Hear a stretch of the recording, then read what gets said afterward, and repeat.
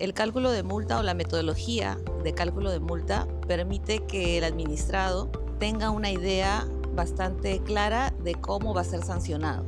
Todas las entidades públicas que establecen un sistema de sanciones te dicen cuáles son las sanciones que puede tener el administrado por el incumplimiento, pero no necesariamente te explican claramente cuáles son los fundamentos están detrás de ese cálculo de la sanción. Una metodología para un sistema que quiere ser predecible es sumamente importante.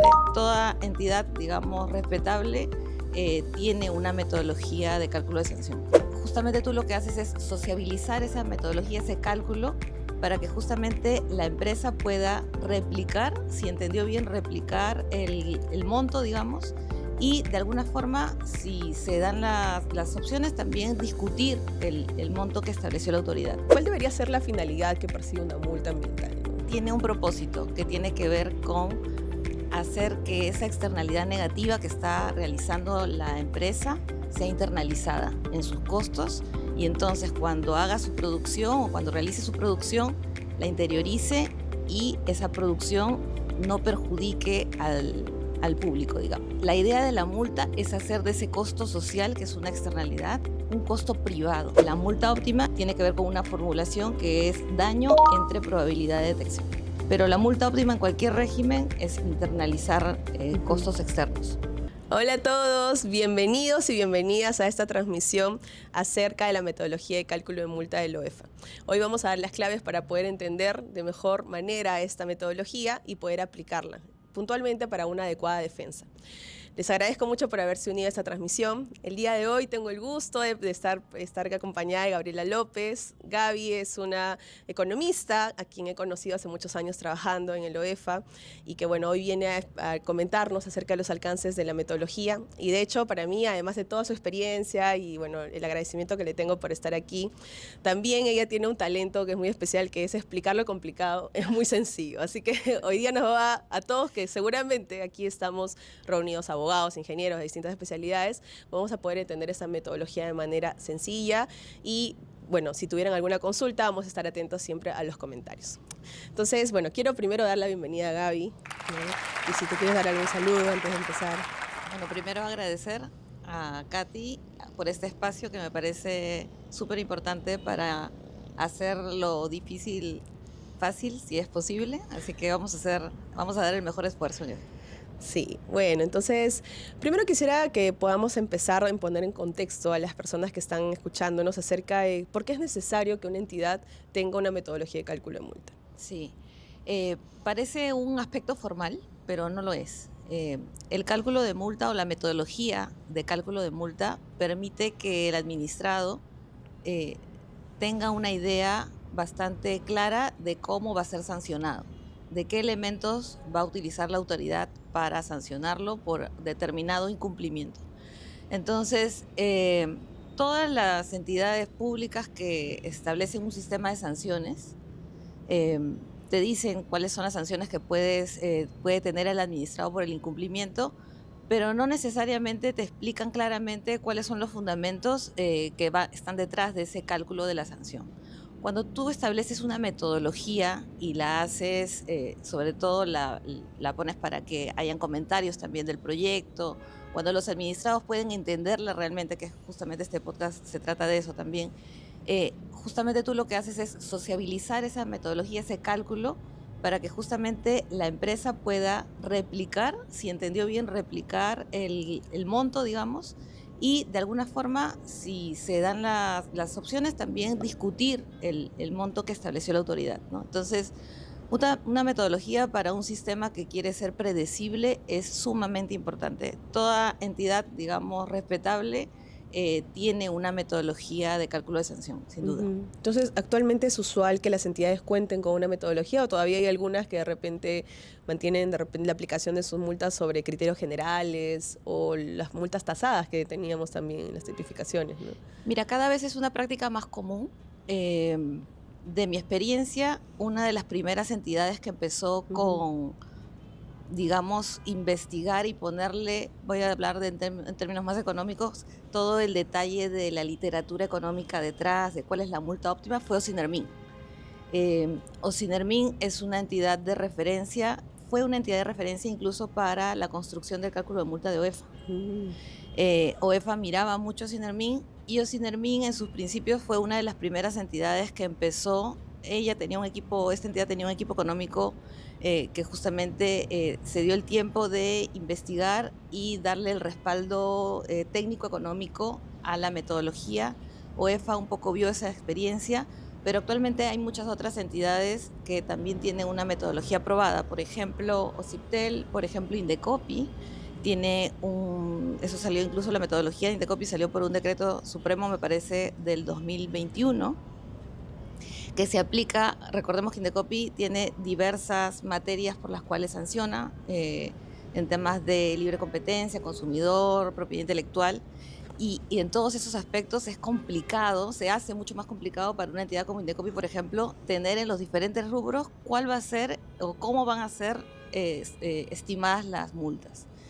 Y incluso ante ese desafío también tiene una metodología que podríamos hablar en otro episodio de los cuestionamientos que yo tengo particularmente con esa metodología, porque efectivamente la ambición fue amplia por tener un cálculo para todas, pero ya incluso el tenerla ya es un paso adelante de tener una multa tasada, sin duda. Entonces, sí, o sea, y sí, respondiendo a tu pregunta en concreto, sí es una práctica común cada vez más.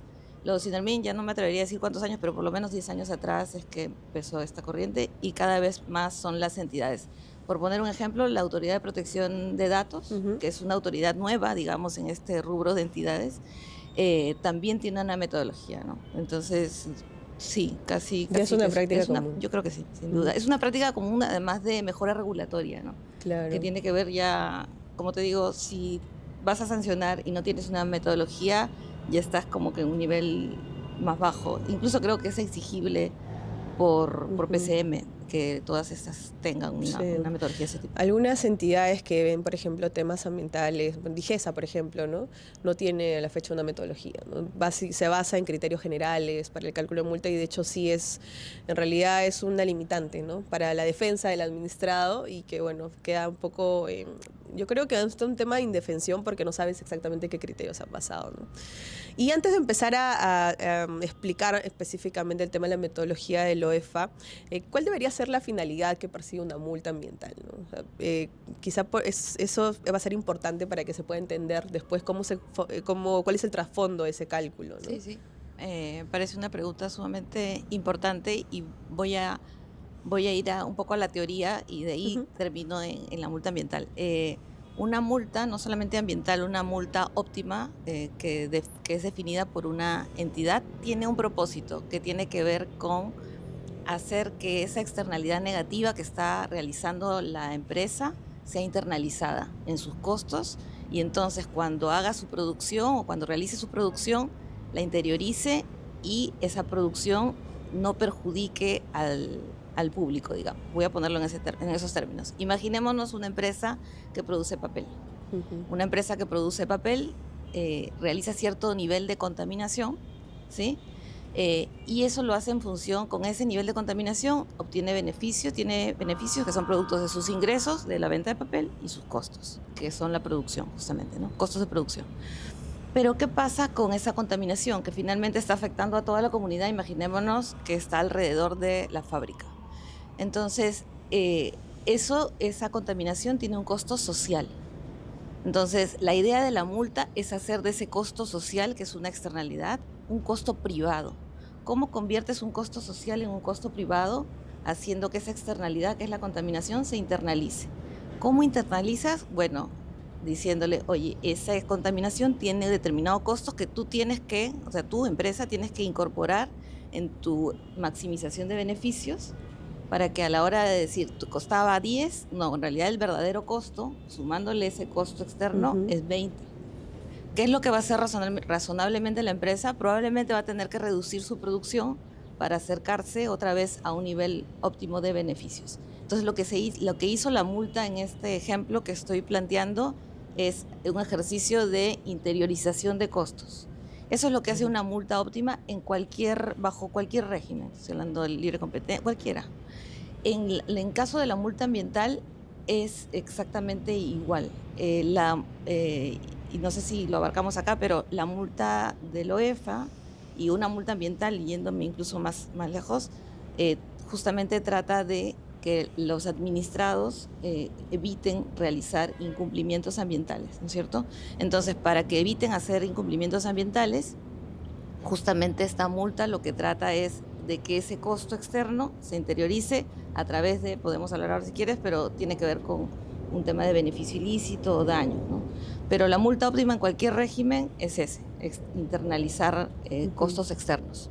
Esa es la finalidad entonces. Esa es la finalidad de cualquier multa. En el caso de las multas ambientales también.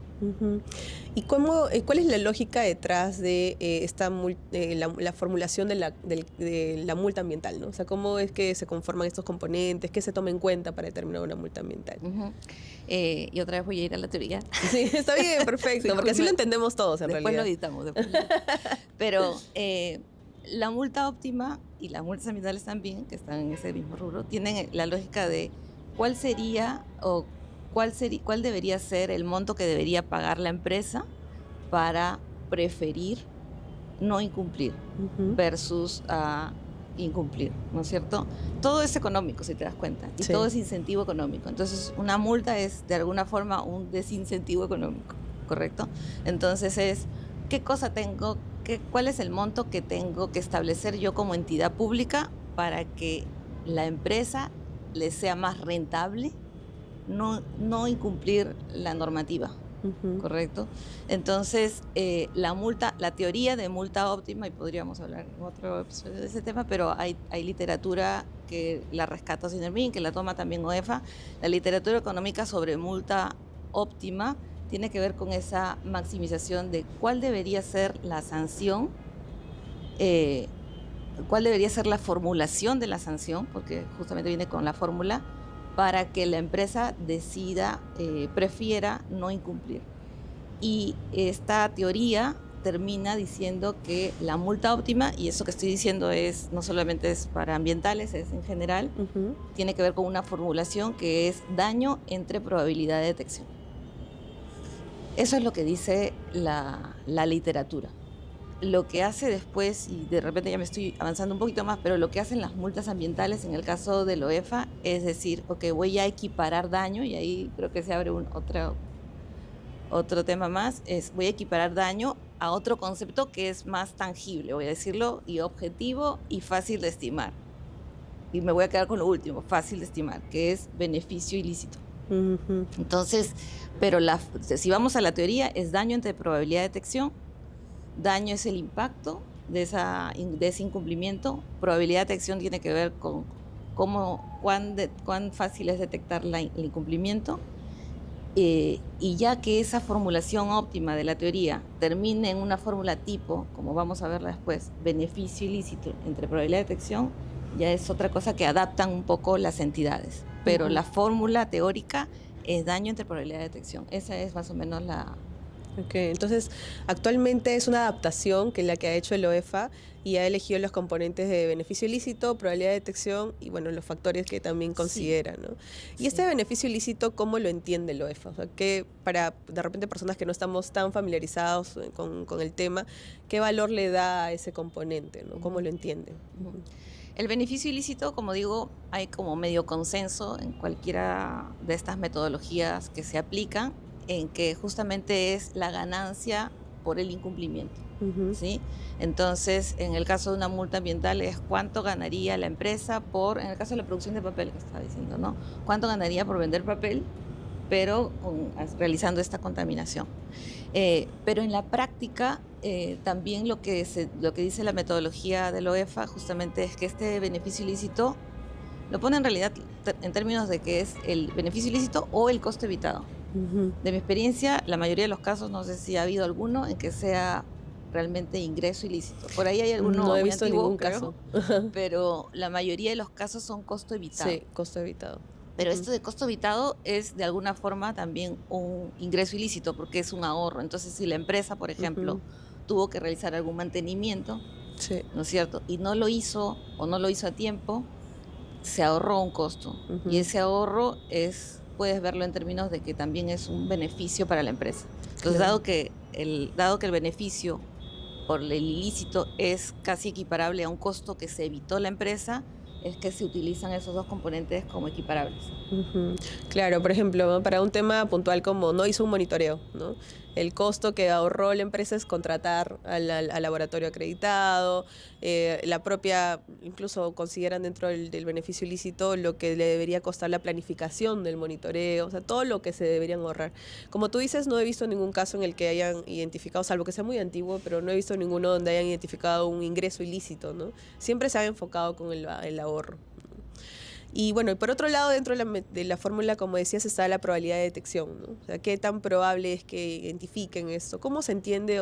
Mi multa es peor si es que es más probable que me detecten o menos probable. ¿Cómo se entiende esa variable de la fórmula? Sí, la probabilidad de detección también es un elemento bien importante. Ya no sé si es más importante o menos importante que el beneficio ilícito, pero eh, ambos componentes son sumamente importantes.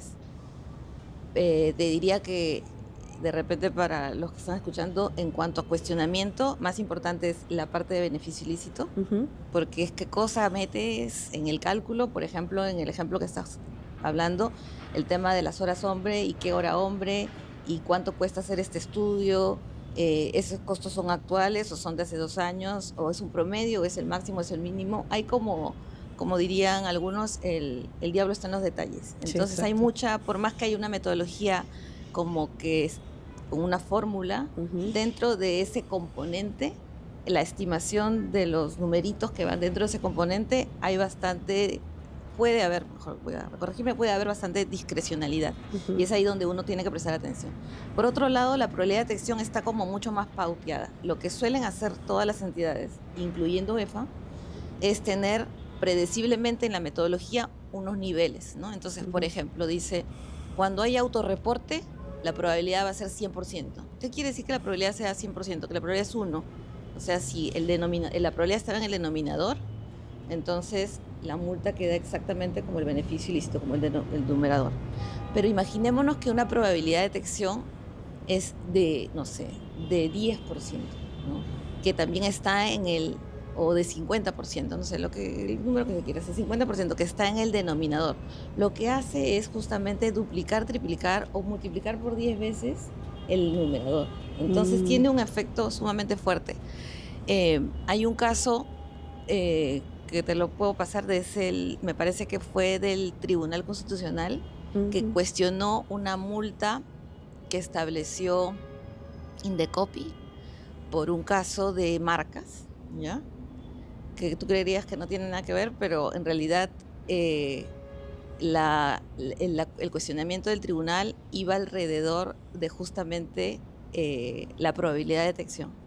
Y por lo que le parecía un poco ilógico al tribunal es que por más que haya una metodología establecida, eh, no entendían cómo un número un colibrí, un número en el denominador tuviera el efecto de duplicar, triplicar o triplicar un impacto que la empresa nunca recibió, Mm. nunca obtuvo. Entonces, claro, yo entiendo la lógica económica, ¿no? La lógica económica es bien clara, es si la empresa predice que, por ejemplo, esa conducta va a ser poco probable que sea detectada, la sanción tiene que ser mayor. ¿Por Ujú. qué? Porque si la empresa se asume que hay una especie de riesgo moral, como que se asume que como la autoridad no va a poder detectar tu conducta, como se asume eso, también se asume que la empresa se va a portar mal y efectivamente va a cometer la sanción. Entonces, en consecuencia, la multa tiene que ser mayor entonces, medio que, y esa lógica también está en los modelos Ujú. de multa óptima, y por eso es que la probabilidad de detección es inversamente proporcional. Pero claro, ahí vamos y ahí cuáles son los niveles, ¿no? Entonces, actualmente me parece que la probabilidad de detección más pequeña del OEFA es 10%, 10%, sí. que el impacto es brutal en la sanción. Pero claro, también está, me parece que para casos como que negativa. De obstaculización, ¿no? De del obstaculización ingreso muy graves, o que presenta ¿no? información falsa, por ejemplo. Claro, que ya son casos muy gravosos. Pero, por ejemplo, algo que me pareció interesante que ha hecho la OEFA es eliminar la del 25%. Claro, sí, Y el lo 75, hizo porque 50. en la exposición de motivos hablan que han hecho un análisis estadístico que felicito, que tiene que ver con, en los últimos años, cómo se ha Claro, usado, ¿no? Y dice, la de claro. 25% nunca se usó. Entonces, se van de la de 10%, me parece que suben a 50%. Entonces, y Indecopy, por poner un ejemplo, también me parece que parte en 40%. Entonces, como que tratar de ir un poco hacia arriba, porque las probabilidades de detección bajas hacen que el impacto sea Muy muy, grande. muy grande, y a no ser que lo limites a casos muy gravosos como el que estabas comentando, vas a tener cuestionamientos incluso de autoridades como las que te comento, ¿no? Claro, me parece muy interesante ese caso del tribunal. O sea, ellos básicamente incluso cuestionaban la estructura, la formulación de la Sí, fórmula, ¿no? O sea, sí, la estructura de sí. la fórmula. Bueno, me parece interesante. Sería cuestión de revisarlo también y compartirlo, ¿no? Vamos a compartirlo por ahí para que lo puedan ver. Pero sí, efectivamente, el OEFA tiene esos supuestos de 10% que va a afectar bastante a la multa final. No he visto casos todavía en los que se haya aplicado de esa forma, pero ya lo vamos a ir viendo, ¿no? Y tampoco no es que sea tan poco frecuente. De hecho, la obstaculización puede ser recurrente en algunos sectores, ¿no? Entonces sí vamos a ver el impacto en el cálculo. La información falsa, sí, la presentación no es tan frecuente, ¿no? Pero en el otro supuesto creo que sí.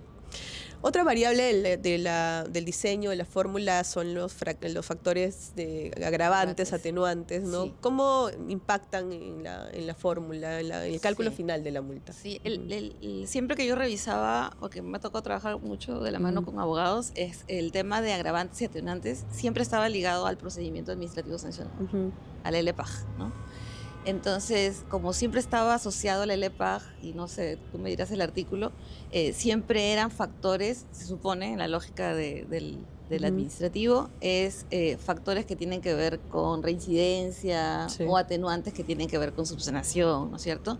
Lo que pasaba, y te estoy hablando del 2013, de la metodología anterior a esta que ha salido, lo que pasaba en el 2013 es que dentro de los factores estaban medio combinados Sí. elementos que sí tenían que ver con aspectos formales del tipo de los del LPAG, reincidencia, subsanación, pero también habían factores que tenían que ver con si no pudiste medir bien no pudiste evaluar el daño, entonces tienes un factor que va a elevar ese costo evitado si es que hubo daño ambiental. Entonces era una cosa medio extraña porque se combinaban elementos puramente digamos, formales con otros. Lo que ha pasado en este caso del 2026 es que se ha separado. Igual sigue siendo un agravante, porque de repente vamos a poder ver la fórmula después, pero la fórmula actualmente tiene que ver con, estamos hablando de un numerador, que es, digamos, el costo evitado, asumiendo, imaginémonos un incumplimiento formal, meramente no presentó un estudio, no hay impacto ambiental.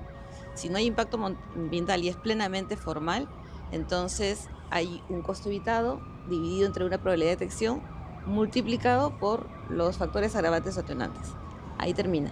Pero si estamos en el otro campo donde ya hay impacto ambiental y hay no es daño ambiental, es una terminología reciente. ¿Impacto ambiental negativo? Impacto ambiental negativo, correcto. Entonces, si ahora hay un impacto ambiental negativo, dentro de se abren dos ramitas. Sí. Y una ramita es impacto ambiental negativo, punto. Exacto. La otra ramita es impacto ambiental negativo significativo y que pueda ser medido. ¿Ya? Entonces, la ramita que tiene que ver con impacto ambiental negativo, punto, tiene dentro de los agravantes un componente que le han llamado I. Ese componente I mide todos los impactos ambientales, que antes estaban dentro de un F1, digamos, o un F1 y un F3, que medían impacto ambiental. Entonces lo que han hecho es como ordenarlos, juntarlos todos en una cajita que es I, y dentro de los otros F, digamos, de los otros factores, sí han dejado los temas más formales, que lo que pueden hacer es incrementar la sanción o reducirla dependiendo del caso, ¿no?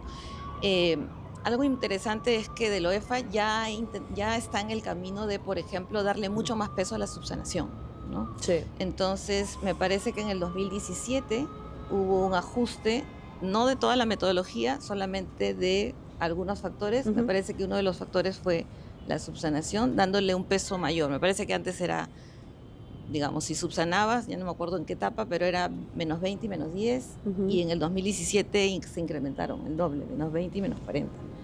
Entonces, sí creo que está en ese camino de mejorar los atenuantes, pero en cuanto a temas más de fondo de lo que ha hecho, en mi opinión, lo que ha hecho es un poco ordenar el tema, pero el efecto sigue siendo más o menos el mismo. Por ahí que ha eliminado un factor que tiene que ver con perjuicio económico, que dependía si el incumplimiento se realizaba en un distrito con pobreza o no pobreza. Lo han retirado y sí se usaba mucho. Entonces eso sí tiene un impacto en que los cálculos probablemente posteriores a esta metodología vayan a reducirse un nivel solamente por la aplicación de ese factor, por ejemplo. Sí, ¿y cuáles consideras que son los principales cambios, además de lo que nos has ido comentando de esta reorganización, el tema de los factores? Bueno, a lo largo de tu explicación has ido comparando un poco con la metodología del 2013, ¿no? Sí. La metodología del 2013 que fue la inicial, luego vinieron algunas modificaciones, 2017, 2022, y bueno, tenemos recientemente en marzo del 2026 esta nueva metodología, ¿no? Sí. ¿Cuáles consideras que son los principales cambios de esta nueva metodología, ¿no? Y que se debe tomar en cuenta? Creo que hay un impacto en términos económicos, en términos de cálculo propiamente pareciera que no, pero me parece que tiene que ver de la mano el cambio con un tema más legal y te explico por qué. El primer cambio importante es que ya no hay la palabra daño, tal cual, daño real o daño potencial. La del 2013 tenía este tema de daño potencial que fue súper cuestionada, porque qué cosa es daño y qué cosa es daño potencial. Y sobre el real ni te digo, porque una de las cosas que dice la exposición de motivos es que creo que nunca, salvo casos muy antiguos que vimos juntas, no se llegó a realizar estimaciones de daño real. Exacto. Y uno de los principales problemas para el cálculo del daño real es la forma de probarlo y de estimarlo. Entonces, un principal cambio es justamente que hay este término que tú me complementabas, que es impacto ambiental negativo, que ha reemplazado lo que ahora es daño, ¿no? Entonces, antes, haciendo mención a la metodología del 2013, la primera forma de cálculo era beneficio entre probabilidad, con estos factores que decían, si no puedes calcular, úsalos, ¿no? Si no puedes calcular el daño potencial o el daño real, úsalos. Y había otra metodología que es dentro del numerador que habíamos dicho antes, es beneficio más un D.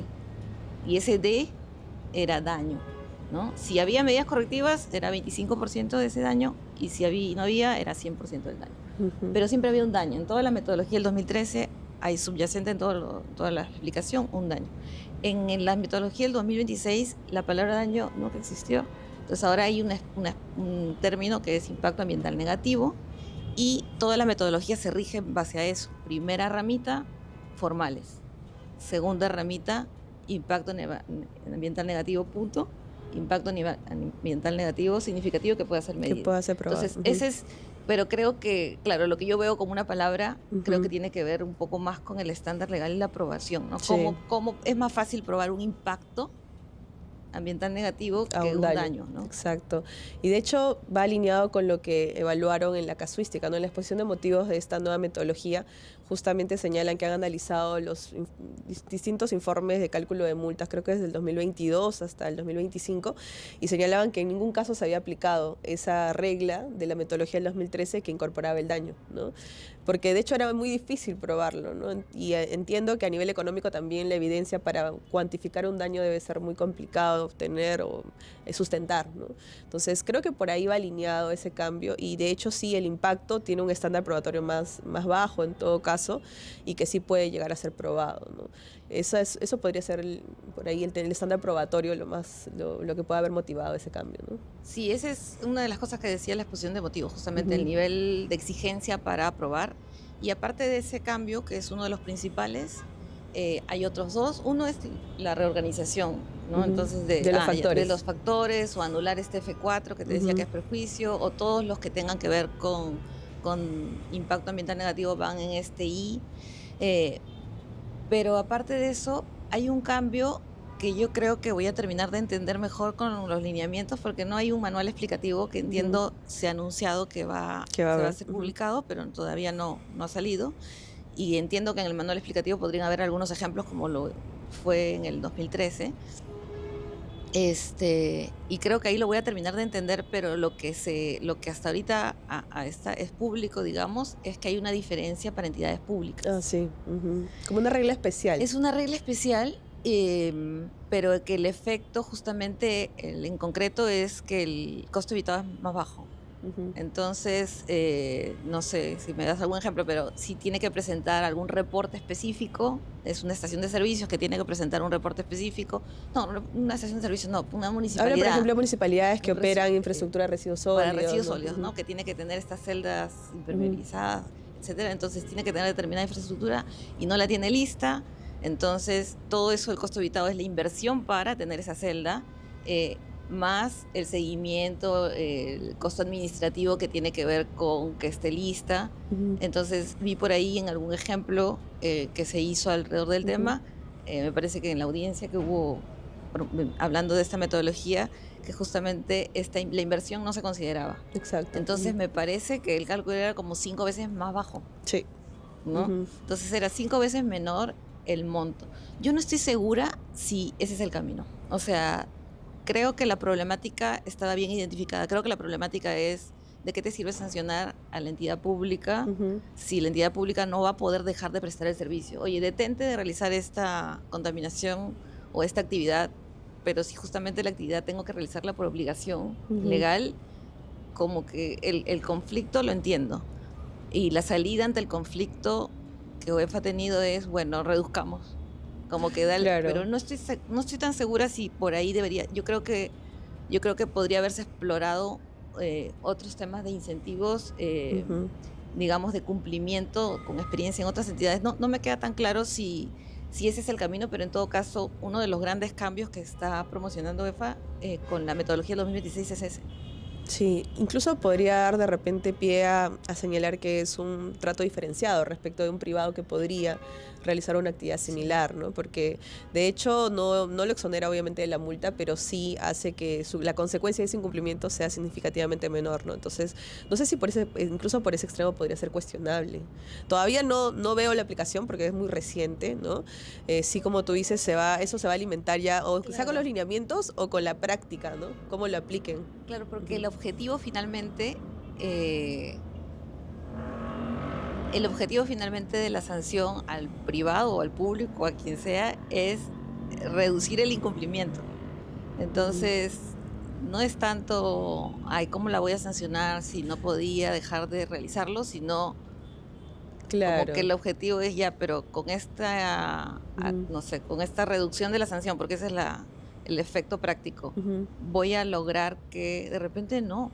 O sea, de repente son dos cosas que van totalmente, no sé, de repente los funcionarios, no sé, me estoy inventando, pero el funcionario que aplica la norma son funcionarios que de repente tienen más que perder en la entidad que funcionarios que son recientemente incorporados. De repente hay otra forma que tenga que ver con el objetivo final, que es evitar el incumplimiento, ¿no? No estoy segura si la reflexión de UEFA ha pasado por eso.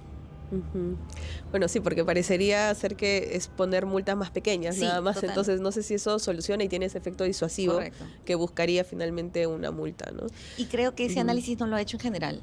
O sea, aprovechando ahora que como que no lo he visto. En todo caso, de repente sale en el manual, pero por lo menos de lo que ha salido publicado he visto esta reflexión de estadísticas de qué se ha usado y qué no se ha usado, pero no una revisión tipo post, ¿no? Oye, la metodología que tenía, que voy a cambiar, ¿sirvió o no sirvió? El impacto que tuvo. ¿Cuál es? ¿Cumplió el objetivo o no cumplió? No cumplió. ¿Cuál fue realmente el impacto? Las probabilidades de detección que tenía, ¿funcionaron o no? Claro. 0. Entonces creo que si sacas una nueva metodología, además que data más o menos hay, ¿no? Entonces se ha hecho un esfuerzo por decir qué usé, qué no usé, pero no lo otro. ¿Y cómo podrían haber hecho eso? Comparar ese ex post, ¿no? ¿Cómo sé si funcionó mi metodología o no funcionó? O sea, ahí deberían haber hecho una evaluación por sector de qué tipo de, no sé, me estoy hablando ya, hay Versus el porcentaje de cumplimiento serviría. Total, sí, claro que sí. ¿Cuánto cumplieron del total? Y ahí probablemente sí, algunas estimaciones tendrían que haberse hecho, algunos estimados de hipótesis acerca de cuál hubiera sido el incumplimiento. Este fue el incumplimiento real que se detectó. ¿Cuál hubiera podido ser? Pero no sé si de repente sí hubo este análisis y no se publicó. Bueno, no se refleja en la exposición de motivos No, como un argumento, ¿no? pero es medio más o menos que un paso obligatorio de un RIA, por ejemplo, ¿no? Un análisis de impacto regulatorio, si estás haciendo una nueva normativa, que es como esta que están haciendo, porque al hacer un cambio es una nueva metodología, sí tendría que haber pasado por un análisis de este tipo, ¿no? No, me parece muy interesante eso, porque efectivamente, ¿no? Por ejemplo, pasó con otra norma importante de la OEFA, que es el reglamento de supervisión, Sí. que lo cambiaron, hubo un nuevo reglamento basado en una estadística, que es que el nivel de cumplimiento era el 66% de obligaciones incumplidas. Entonces decían, algo no está funcionando. Correcto. Tenemos que mejorar, ajustar las estrategias de cumplimiento. Correcto. Y bueno, cambiemos las reglas, está bien. Ahora, la metodología, claro, también cuál es el trasfondo, qué no funcionó en todo caso para que lo que tú reflexionas, ¿no? O sea, me parece muy importante en todo caso que sea conocido, ¿no? Para saber cómo cambia esta nueva fórmula o cómo va a aportar al objetivo que se busca, ¿no? Bueno, Gaby, otro de los puntos que comentabas es que en general las metodologías, bueno, en el caso del OEFA considera el beneficio ilícito, ¿no? Pero en general es el daño, ¿no? Lo que se considera. Bueno, tu experiencia ha pasado por varias metodologías de varias instituciones que has conocido desde el sector público, el sector privado. Esta figura del daño, ¿qué tan difícil es probarlo? En términos generales, ¿qué fuentes de información utilizan los economistas al momento de acreditar un daño, ¿no? No sé si en términos generales o aplicados al tema ambiental también podría ser. Sí, o sea, en términos generales más se usa el término de beneficio ilícito. En otras disciplinas, voy a decirlo así, se utiliza más el término de beneficio ilícito, cuánto ganó la empresa infractora por. En temas ambientales, ahí sí es más claro que es un impacto, ¿no? Hay un daño, por más que la palabra cambie de impacto, daño, hay una afectación, voy a así decirlo, al ambiente. Y efectivamente, más allá de que es difícil de probar en términos más administrativos o más legales, a nivel económico hay varios economistas de la materia especialistas en temas del ambiente que tienen efectivamente algunas metodologías ya que la literatura respalda acerca de cómo se estima ese daño. ¿Por qué? Porque el bien que se está impactando es un bien que no tiene mercado, ¿no es cierto? Claro. Entonces, ¿cómo valorizas algo que en el mercado no tiene un precio? ¿no Por ejemplo, un derrame de hidrocarburos, ¿cómo valoriza? Por ejemplo, ¿no? Entonces, ahí hay varias metodologías. Hay unas que la OEFA ha usado hace años, que tienen que ver con este tema de valoración contingente, que tiene que ver con un concepto básico que es un término que se llama disposición a pagar, el DAP, ¿no? El término disposición a pagar es un término económico que tiene que ver con cuál es tu disposición a pagar, por ejemplo, por este iPad, no sé. Una cosa es lo que esto cuesta, que este ya es antiguo, no cuesta mucho, pero mi disposición a pagar porque lo necesito para la entrevista es muy alta. Entonces hay una diferencia entre disposición a pagar y precio de mercado, ¿no? Pero si te das cuenta, salvo el caso que te estoy diciendo que lo necesito mucho y de repente varía, esa disposición a pagar es una valoración. Exacto. Entonces tú me dices, ya, pero esto vale, no sé, $800. Bueno, está usado 400, pero yo estoy dispuesto a pagar 500, porque además está usado, ya sé que está usado, está rayado por acá, no sé qué. Bueno, pero te acerca, ¿no? Entonces la disposición a pagar en este ejemplo del iPad también te acerca a una valoración que tiene que ver con un individuo, un consumidor, sobre este bien.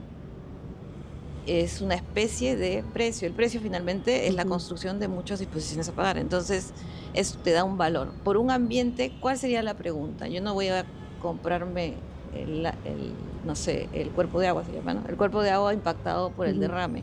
No voy a comprarlo. Pero sí me da cierto bienestar tenerlo, porque yo soy una persona que quiero que mis hijos tengan un ecosistema, claro, ¿no es cierto?, saludable, limpio, ¿no es cierto?, que no me importa, pues, o sea, ese tema de valoraciones futuras, ¿no?, que tiene que ver. Entonces, a mí sí me importa, yo soy una persona responsable, yo reciclo, etcétera, yo necesito que ese cuerpo de agua esté intacto, porque tiene que ser afectado por la actividad privada, en todo caso que sea afectado hasta cierto nivel, pero cierto nivel se tiene que estar contemplado en el marco legal de no se pase en ese nivel, ¿no? Ujú. Entonces ahí la pregunta es, bueno, entonces ¿cuál es la disposición a pagar por el cuidado de ese cuerpo de agua? ¿No es Mm. cierto?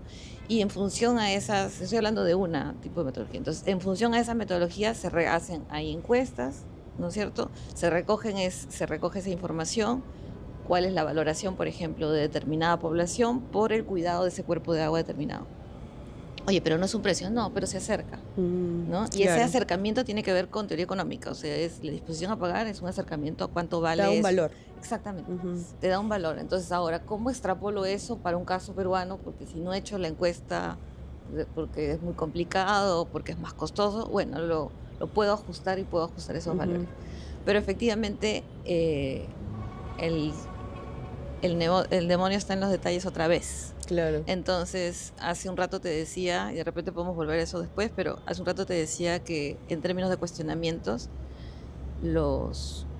si bien es cierto, los elementos están claros, arriba beneficio, probabilidad, o arriba beneficio y daño, y probabilidad, factores, y cuáles son, y todo esto, eh, qué cosa pones en cada pasito de la Ujú. estimación, sí tiene. Entonces, si ya podría tener, voy a hablarlos en términos, si ya podría tener cierta discrecionalidad los elementos que están dentro del beneficio ilícito, más aún en un modelo de Mm. cálculo de daño. ¿Por qué? Porque hay más supuestos que tienes que aplicar. Entonces es como que hay más pasitos y más valores y más supuestos. Entonces la probabilidad de discrecionalidad es mayor. Ujú. Entonces también te abres un flanco para, bueno, no sé desde el punto de vista, pero la entidad se abre un flanco para recibir ataque Claro, y los administrados también tienen para más defenderse. para tienen Ujú. oportunidad de defenderse, ¿no? Entonces, sí se puede, sí hay especialistas en economía ambiental que lo aplican, sí se ha aplicado, sí se hace, pero cuando se hace hay que hacerlo porque de verdad estamos seguros de que efectivamente necesitamos hacerlo, Ujú. porque si no es como estrategia es más complejo, ¿no? Claro. En la práctica, lo que ocurre en los procedimientos sancionadores es que reciben una propuesta de cálculo de multa, ¿no? Para que ubiquen un poco el momento en el que se recibe, ¿no? Se inicia el procedimiento y después de que termine la investigación, el administrado recibe un informe tanto de propuesta de si se le sanciona o no se le sanciona, y si se le sanciona, viene un informe de cálculo de multa. Y ahí está la aplicación de la multa, del cálculo de la fórmula y todo lo que sustenta esa aplicación, ¿no? Esos documentos donde tú dices, ¿no? El detalle de cómo llegaron a este valor, ¿no? Como lo dice la propia metodología nueva en su exposición de motivos, no ha habido casos en los que se ha aplicado el daño, siempre ha sido beneficio ilícito, probabilidad de detección y los factores. Incluso ahí hay un espacio para analizar los medios probatorios, pero de repente de aquí en adelante veamos cómo interpretan eso, ¿no? Y qué fuentes de información utilizan, ¿no? Porque de lo que tú comentas entiendo que son estudios que hacen personas en entornos que deberían ser similares, ¿no? Y que nosotros lo utilizaremos, bueno, en este caso el OEFA lo utilizará para justificar un valor, ¿no? El número que vaya a poner. Y es cuestión ya de que la empresa pueda analizar eso. Y también entiendo contrastar con otras fuentes similares, ¿no? Si quiere defenderse, ¿no? La importancia de tener una persona especialista en ese punto para poder asesorarlos, ¿no? Entiendo cuando, por ejemplo, hablamos de tesis, hablamos de estudios, quizá, ¿no? ¿En qué documentos se reflejan esto? ¿Cuáles son los tipos de documentos que citan en los informes de cálculo de multa? Sí, son informes académicos, muchos Ujú. académicos, Bibliografía. Ujú. mucha bibliografía, no sé, Brasil y Ujú. otros países que Estados Ujú. Unidos, y efectivamente muchos de los problemas podría ser lo que tú comentas, que oye, pero la realidad brasileña Es diferente. es Ujú. totalmente diferente a los cuerpos de agua peruanos, entonces es complejo. O sea, yo creo que el OEFA no podía evitar no incorporar el daño, Ujú. porque, Es propio del porque es propio incumplimiento. el Ujú. incumplimiento, Claro. está como atado, a diferencia de otras Ujú. entidades que daño como tal no lo tienen incumplimiento, hay un beneficio, cuánto ganó la empresa, no sé, Ujú. incumplí, me cartelicé, abusé de mi posición, es otra cosa, o Claro. gané por competencia desleal, o por la marca que no era mi marca y vendí más por esa. Pero en el caso del ambiental es más complejo, entonces creo que Ujú. no podía evitar, pero yo pronostico que no lo va a usar mucho. Entonces, más bien mi pronóstico es que van a usar más el I nuevo, ¿no? Que no es nuevo en realidad, ¿no? Que es una agrupación, pero que va a ser, a veces el uso que se le va a dar más Claro. a O la quizá esté metodología. reservado para lo más complejo, ¿no? No sé, un derrame, hidrocarburos, una magnitud muy Probablemente. grande. Ahora, yo tendería a pensar que las empresas están invirtiendo más también en la prevención, ¿no? Sí, supongo que en eso, claro, sí. Y en estas fuentes de información, si bien es cierto, usamos, por ejemplo, bueno, en el caso de la autoridad usa un estudio de otro país y tal. ¿Hay fuentes peruanas o hay de dónde buscar para ese tipo de valorizaciones? O sea, el Ministerio del Ambiente, ahorita no me acuerdo el área, pero tiene un área dedicada a valoración de ecosistemas. Sería revisar Entonces, esa información. sí, o sea, el MINAM, o sea, sí tiene, hay expertos en el tema que son los que dan la pauta en realidad. Ujú. Sí, genial. Bueno, Gaby, quisiera aprovechar tu conocimiento en en la interacción con distintas entidades y a partir de eso identificar si tú encuentras alguna oportunidad de mejora en cómo se ha diseñado esta nueva metodología, ¿no? Quizá en la comparación ayuda mucho, ¿no? Y por eso es que me Sí. parecía muy interesante conversar contigo.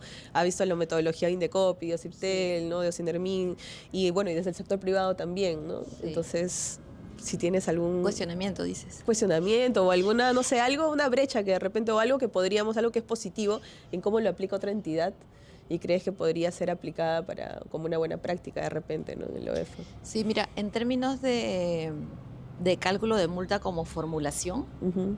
medio que todas van un poquito de la mano. Todos como de un Sí, mismo estándar. sí, sí, sí. O sea, como te digo, con esta variante del daño que lo tiene OEFA porque es ambiente, pero casi todas tienen esta formulación de beneficio ilícito en el numerador, probabilidad en el denominador, factores ligados al LEPAG, ¿no? Agravantes y atenuantes, que casi son los mismos siempre. Entonces, en términos de formulación, medio que es estándar. ¿En dónde varía? Yo te diría en los niveles de, por ejemplo, que tiene que ver con la casuística, ¿no? Entonces, por ponerte un ejemplo, la probabilidad que, como te digo, el tribunal lo cuestionó y como que yo digo, sí, la fórmula y la teoría y todo esto, pero ante un abogado me dice, bueno, pero no puedes, o sea, y además que en este caso de marca, fue uno de marca, de propiedad intelectual, lo que pasó fue que al final ni siquiera vendió con la marca, entonces nunca tuvo un beneficio tangible, ¿no? Y a pesar de no tener un beneficio ilícito tangible, la metodología decía que tenías que explicarle, la probabilidad estaba abajo, etc. Entonces, a lo que voy con esto es que cada entidad pone los niveles de probabilidad de detección y la pregunta sería, ya, bueno, ¿y cómo los define? ¿O de dónde sale la casuística? Entonces, Indecopi, si bien es cierto, tengo ciertos cuestionamientos también con lo que ha hecho, igual tiene ciertos niveles que se basan en alguna estadística que ha puesto. Entonces, no se ha animado a poner 5, 10, 15, como un poco lo que hace OEFA, ¿no? Que es como, digamos, números más bonitos, ¿no? En el caso de Indecopi sí hay un esfuerzo que creo que está desfasado, lo digo acá también, que creo que está desfasado porque es un estudio que se sigue aplicando la metodología del 2021 con unos estudios del 2019 y estamos en el 2026. Pero a pesar de eso y que está desfasado, sí hay un esfuerzo, justamente creo que porque es una entidad con muchas ramas, en darle una solidez y un respaldo a los niveles de la probabilidad. Entonces, si me hablas de cuestionamientos, yo te diría que tienen que ver no tanto con la formulación, o sea, con estructura de la fórmula, sino un poco de repente con los niveles que se usan, porque justamente hay que ser cuidadosos con el impacto que se tiene, ¿no? Lo que hablábamos del 10%, del impacto. De la probabilidad de detección. Por ejemplo, ¿no? Que justamente impactan un montón y finalmente cuando se aplican ya nos están mirando los detalles, entonces finalmente castigas más de la que deberías óptimamente calcular. Y el otro cuestionamiento que tengo, pero también es en general, que tiene que ver con lo ex post, ¿no? El análisis ex post. No hay, como te digo, yo de lo que he visto de la metodología hasta ahora, salvo que salga el manual explicativo, etcétera, me parece que es más un reordenamiento y esta diferenciación con entidades públicas que han hecho, pero no siento que hay una oportunidad medio perdida que creo que se debería aplicar y que se aplica a otras entidades también, regulatorias y etcétera, que tiene que ver con el impacto posterior de la normativa, ¿no? Entonces tú tienes una normativa, finalmente lo que tú quieres lograr es que se incumpla menos, ese es tu objetivo. Entonces, ¿cómo hago eso? No está funcionando, entonces, ¿qué hago, no? Y hay muchas entidades, de repente podemos hablar en otro de telecomunicaciones, pero hay otras entidades como Telecom, por ejemplo, que en algún momento sí han ido más por el tema de, oye, voy a entender este incumplimiento como que de repente las sanciones son muy bajas. Entonces voy a incrementar las sanciones. Y de repente ese no era el aporte, ¿no? Entonces, pero sí hay pero más allá de que de repente el approach estuvo equivocado, sí tiene que tener no puedes hacer una nueva metodología sin saber si funcionó o no. No, claro. Entonces acá es como... No se ha encontrado eso en la explicación de la no lo he nueva visto. metodología. O sea, el Sí, tema coincido, en el tema de la realidad. entidad pública, el tema de que no se usaba el F4, entiendo que el tema probatorio de daño también es un tema más de fortaleza legal desde el lado de la entidad, de cómo hago mis casos más fuertes, ¿no? Claro, hay una dificultad probatoria. Correcto. Lo entiendo más así, cómo me hago más fuerte frente a las sanciones que impongo, no cómo hago que efectivamente hayan menos incumplimientos ambientales. Claro. Entonces, este razonamiento, esta reflexión, creo que es lo que falta. Y creo que sí es algo que debería también ser, digamos, transversal a otras entidades, ¿no? Genial, Gaby. De verdad que me parece súper interesante ese punto del análisis ex post. Parece algo en realidad lógico, ¿no? Pero no es una práctica común, ¿no? Como tú dices. Realmente, bueno, sí, toda esta nueva tendencia del análisis de impacto regulatorio te obligaría a hacerlo. Sí. Pero, bueno, hay varias normas importantes que se aprueban sin contar con ese sustento, ¿no? Y en todo caso, por lo menos yo tampoco lo he identificado dentro de los argumentos de la nueva metodología, ¿no? De por qué fue necesario cambiar. Y bueno, ya quizá para ir terminando, si tuvieras que darles algunos alcances a quienes nos están viendo en la transmisión sobre qué puntos específicos o qué aportes, qué deberían ellos ver cuando reciben una propuesta de cálculo de multa, algunos tips que ellos deberían tomar en cuenta para eso. Sí, yo estuve pensando mucho en esa pregunta desde que me convocaste a este espacio. Sí, porque claro, cuando tienes una metodología, claro, es predecible, eso es súper bueno para el administrado, yo sé cuál es la formulación.